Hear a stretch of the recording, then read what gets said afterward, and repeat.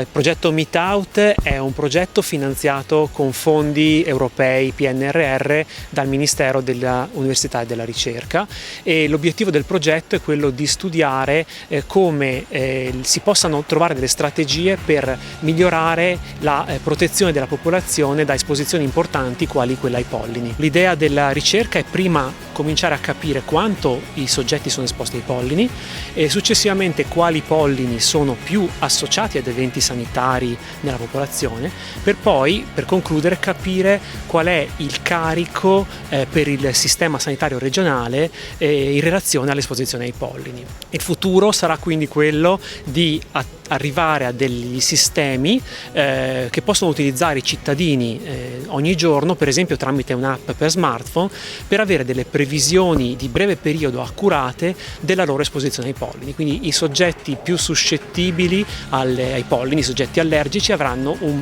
modo in più per pianificare le loro attività e proteggersi meglio. I pollini possono interagire con l'inquinamento atmosferico, quindi una giornata con elevate concentrazioni di alcuni inquinanti come PM10 e elevate concentrazioni di pollini può avere un carico particolarmente importante sulla salute delle persone allergiche.